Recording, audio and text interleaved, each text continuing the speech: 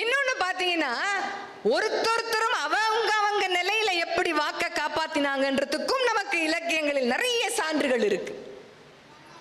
காளையார் கோயில்ல காளீஸ்வரர் கோயிலுக்கு தேர் பண்ணணும்.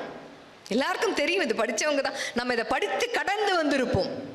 மருதுபாண்டி சகோதரர்கள், மருதுபாண்டியர்களுடைய கதை இது. இந்த கோயிலுக்கு மிக அழகான ஒரு தேர் செய்யணும்னு அந்த ஊரிலேயே சிறந்த ஒரு தேர் செய்யறவரை போய் கேட்குறாங்க. அவரு தேர் செய்கிறவர்கிட்ட போய் கேட்ட உடனே நான் செய்யறேன், செஞ்சு தரேன் அப்படின்னு வாக்கு கொடுத்துட்டார். இந்த மருத மரங்கள் தான் வேணும் எனக்கு இந்த தேர் செய்வதற்கு, என்ன மரங்கள் வேணும்னு கேட்டுட்டாரு. அதுக்கு ஏற்ற மாதிரி பண்ணியாச்சு.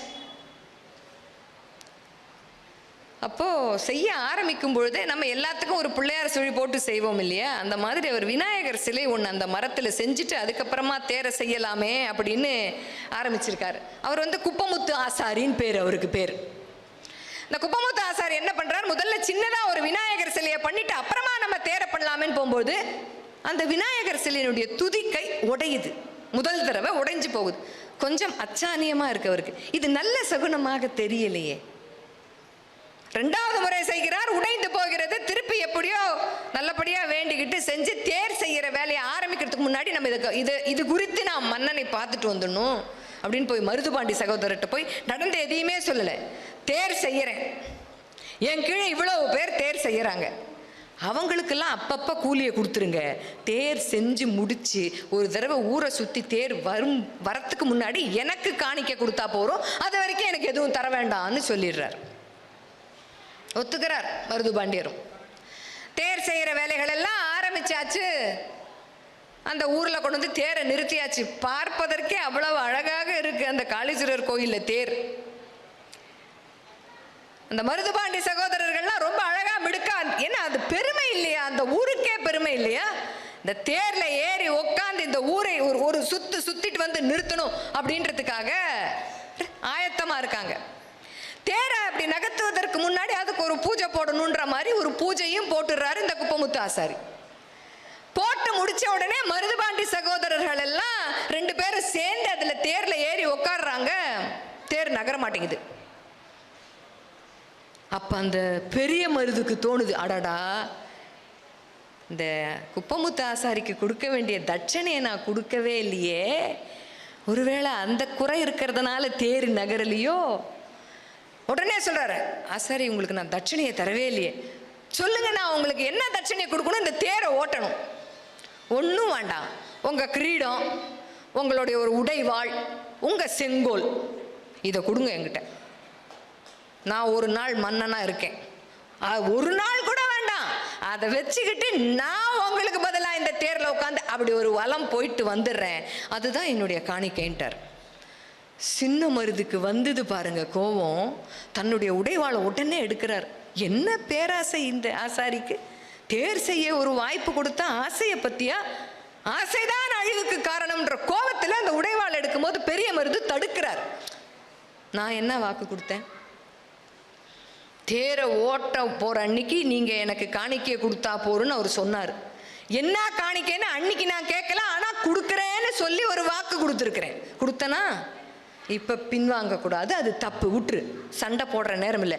அழகா என்ன பண்ணார், தன்னுடைய கிரீடத்தை எடுத்து அவர் தலையில வச்சாரு, உடைவாளை கொடுத்தாரு, செங்கோலை கொடுத்தாரு. இந்த ஜனங்க இருக்குல்ல, அந்த மருதுபாண்டி மேல் எவ்வளவு மரியாதையும் அன்பும் வச்சிருந்தா நம்ம மன்னனே ஒத்துக்கிட்டு ஒரு ஆசாரி இந்த குப்பமுத்து ஆசாரிக்கு இந்த ஒரு மரியாதையை கொடுக்குறாருன்னா உடனே ஜனங்க என்ன பண்ணிச்சான், ஒரு நாள் மன்னன் வாழ்க, ஒரு நாள் மன்னன் வாழ்கன்னு அவருக்காக கோஷம் போட ஆரம்பிச்சு அவங்களும் சந்தோஷமா அந்த தேர் செஞ்சவரை மன்னனா ஏத்துக்கிட்டாங்க. ரொம்ப சந்தோஷம் அந்த ஆசாரிக்கு. தேர்ல ஏறி உட்கார்றாரு. உட்கார்றதுக்கு முன்னாடி திருப்பி குனிஞ்சு அந்த தேருக்கு பூசை போடுறாரு. அவர் ஏறி உட்கார்ந்த உடனே தேர் போகுது. என்ன ஆச்சரியம் இது! அப்படி போய் எங்கிருந்து ஆரம்பித்ததோ அந்த தேர் அங்கேயே வந்து நிற்க வேண்டிய தருணம். அதுக்கு ஒரு அரை வினாடிக்கு முன்னாடி ஒரு பெரிய கல் எடறி தேர் சாய்ந்து குப்பமுத்து ஆசாரி தலைகுப்புற கீழே விழுந்து தேரினுடைய சக்கரம் அவர் மேல் ஏறி அவர் உயிர் போற நிலைமைக்கு வந்துட்டார். ஆல்மோஸ்ட் உயிர் போயிடுச்சு. இடுப்புல ஒரு பட்டு அங்கவஸ்திரம் கட்டி இருக்கார். மருதுபாண்டி, பெரிய மருதுபாண்டி இதை பார்த்துடுறார். அதில் இருந்து ஒரு பனை ஓலையை எடுத்து கொடுக்கிறார், ஒரு ஓலைச்சுவடியை எடுத்து கொடுக்கிறார் அந்த குப்பமுத்து ஆசாரி பெரிய மருதுவிடம். அந்த ஓலைச்சுவடியில் என்ன எழுதி இருக்கு தெரியுமா? மன்னா, வந்து தேர் செய்யணும்னு சொன்னீங்க, நான் ஒத்துக்கிட்டேன். முதல் முறையாக விநாயகர் சிலை செய்யும் போது அந்த தும்பிக்கை உடைஞ்சு போச்சு, தும்பிக்கை உடைஞ்சு போச்சு. 2 முறை செய்தேன், 3 முறை செய்தேன், ஏதோ ஒன்று அச்சானமாக இருக்கேன்னு எனக்கு அந்த வானசாஸ்திரம் தெரியும். அதன்படி சோழி போட்டு பார்த்ததுல புதுசா தேர் செய்து அதில் மன்னன் ஏறி ஒரு முறை வலம் வந்தானே ஆனால் அவன் உயிருக்கு ஆபத்துன்னு அது காமிச்சுது. நான் சோழி போடும்போது, இளவயது மன்னர் நீங்கள், மக்கள் நல்லா இருக்கணும்னு நினைக்கிறீங்க, கோயில் கட்டுறீங்க, நல்ல விஷயங்கள் எல்லாம் செய்கிறீங்க. நான் இந்த தொழிலில் பல வருஷம் செஞ்சுட்டு எனக்கு வயசாகி போச்சு. நான் இறப்பதால் இந்த நாட்டிற்கு எந்த விதமான நட்டமும் கிடையாது. அதனால் ஆனால் என்ன, நான் செய்ய மாட்டேன் மன்னான்னு சொல்லிட்டா கொடுத்த வாக்கை காப்பாற்றுவது போல் இருக்காது இல்லையா? செஞ்சாகணுமே. அதனால தான் பேராசைப்படுவது போல் நீங்கள் நினைத்து கொண்டாலும் பரவாயில்லை, என்ன தப்பா நினைச்சுக்கிட்டாலும் பரவாயில்ல, உங்க உயிர் போயிடக்கூடாதுன்னு தான் இந்த காணிக்கையை நான் கேட்டேன் என்று சொன்னார் இந்த குப்பமுத்து ஆசாரி. மன்னனுக்கு என்ன சொல்றதுன்னே தெரியல. இந்த கதையை எப்படி முடிக்கிறாங்க தெரியுமா? கேள்வி கேட்கிறார்கள், நம்மிடம் 3 கேள்விகள் கேட்கிறார்கள். அச்சானியமா அந்த விநாயகர் சிலையின் தும்பிக்கை உடைந்த பிறகும் நான் செய்து தருகிறேன் இந்த தேரைன்னு சொன்னாரே, அவர் வாக்கை காப்பாற்றியவரா? உயிர் போயிடும் தெரிஞ்சும் என்ன காணிக்கேன்னே கேட்காம உங்க செங்கோலை கொடுங்க, உடைவாளை கொடுங்கன்னு கேட்ட உடனே கொடுத்தாரா? அவர் வாக்கை காப்பாற்றியவரா? இது நடந்து அரங்கேறிக்கிட்டே இருக்கும் போதே நம்ம மன்னன் செஞ்சா எல்லாம் சரியாத்தான் இருக்கும்னு அந்த குப்பமுத்து ஆசாரியை ஒரு நாள் மன்னனாக ஏற்றுக்கொண்டார்களே மக்கள், அவர்கள் வாக்கை காப்பாற்றியவர்களா? எத்தனை விதம் பார்த்தீங்களா? இந்த மாதிரி மக்கள் எல்லாம் வாழ்ந்த இந்த பூமியில்தான் இந்த புத்தக கண்காட்சியில் இன்னைக்கும் வந்து கற்பனப்படுவதுன்னு பேசிக்கிட்டு இருக்கோம். அப்படின்னா எங்கேயோ யாரோ இதை வழுவிக்கொண்டே இருக்கிறோம். பேச்சு நம்ம சொன்ன சொல்லை காப்பாற்றாமலே இன்னும் போய்கொண்டிருக்கிறோம் என்றுதான் அர்த்தம். சொல்லலாம், அதெல்லாம் மருதுபாண்டியர் கதைக்கு நல்லா இருக்குங்க, ஹரிச்சந்திரனுக்கு நல்லா இருக்கும். ஹரிச்சந்திரன் வாழ்ந்த காலத்தில் இப்போ இருக்கிற மாதிரி விலைவாசியோ இப்போ இருக்கிற மாதிரியோ அல்லோ கிடையாது. மருதுபாண்டியர்கள் காலத்தில் இப்போ இருக்கிற மாதிரி இருக்கா? சொல்லுங்க பார்க்கலாம். மூழ்கிக்கிட்டு இருக்கும்போதே அவன் மொழியை பிடுங்கிக்கிட்டு போகிற காலமாக இருக்குது. இந்த காலத்தில் வாக்கு கொடுக்கறதே கஷ்டம். எப்படிங்க கொடுத்த வாக்கை காப்பாற்றுறது? எல்லாம் நடக்காத காரியம் அப்படின்னு நாம் சொல்கிற நிலைமையில் இருக்கோம். ஏன் இருக்கோம் தெரியுமா? நல்லா யோசிச்சு பார்த்தா தெரியும். நம்மை சுற்றி சொல்லப்படுகிற நிறைய விஷயங்கள் மெய்யாகவே பொய்தான். புரிஞ்சுக்கணும். நம்மை சுற்றி சொல்லப்படுகிற நிறைய விஷயங்கள் மெய்யாகவே பொய்தான். இந்த பாழு மனசு அதை மெய்யாகவே மெய்யென நம்பிக்கொண்டிருக்கிறது. அதுதான் உண்மை. ஒன்றும் வேண்டாம், ஒரு ரியல் எஸ்டேட்டுக்கு போங்களேன். ஒரு பிளாட்டு போட்டு விற்கிற இடத்துக்கே போங்க.